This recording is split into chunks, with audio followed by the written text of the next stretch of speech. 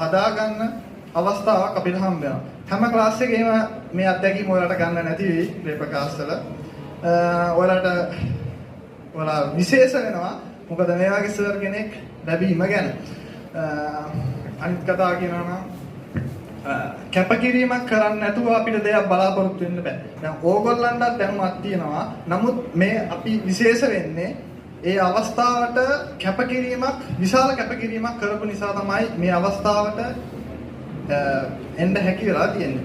එතකොට දෙමව්පියන්ගේ බලාපොරොත්තු ඉස්සරලා දැන් ඔයාලා හිතන්නේ දැන් මාත් එක්ක 4 දෙනෙක් මේ 3 දෙනයි තව එක යාළුවෙක් හිටියා. අපි 3 දෙනෙක් කැම්පස් ගියා එක්කෙනෙක්ට යන්න බැරි වුණා. දැන් ඔයාලටත් ඔයාලගේ යාළුවා කැම්පස් යයි සමහරක් විට ඔයාට බැරි වෙයි. ඒ තැනට එන්න කටයුතු කරන්න එපා. පසුතැවීමක් ඇති වෙනවා.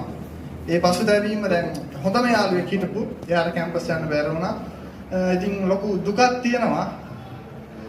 ඔයාලට ඒ පසුතැවීම ඇති වෙන විදිහට කටයුතු කරන්න එපා. දැන් ඉඳන්ම කැපකිරීමක් කරන්න තමන්ගේ කාලය නිදියන වෙලාව එහෙම මහන්සි වෙන්න උනන්දු වෙන්න හැමෝටම හොඳ රිසල්ට් එකක් ගන්න පුළුවන්. දෙමව්පියන් සතුටු කරන විදිහට අපේ අම්මලා වුණත් ලොකු ආඩම්බරයෙන් අද කියන කවුරු හරි අහනකම් බලාගෙන ඉන්නේ කොහොමද රිසල්ට් කියලා. මොකද දිස්ත්‍රික්කයේ පළවෙනියා දෙවෙනිය මටවෙනියා කියන්නේ ලොකු නිහතමානී සතුටක් ඒ තුنين ලබනවා. මොකද ඒලා කැපකිරීමක් කරලා අපි මේ තත්ත්වයට ගන්න සර්ලා ඒ කැපකිරීමට මම හිතනවා මට උපරිම සාධාරණයක් කරන්න පුළුවන් වුණා කියලා. ඉතින් ඒක මටත් ලොකු සතුටක්.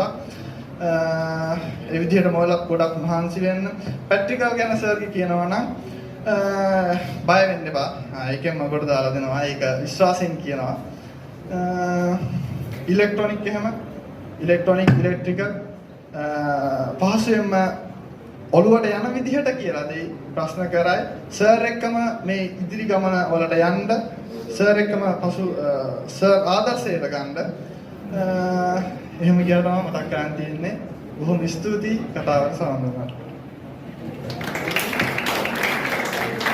මම හිතන්නේ ලොකු අදහස් ටිකක් ඔයාලගේ අම්මලා තාත්තලාගේ බලාපොරොත්තුයේ සිහින මල්පල ගන්නවන්න පුළුවන් පුතේ ඔයාලට.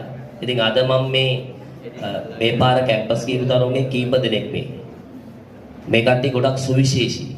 ඉතින් ගොඩක් දුර ඉඳන්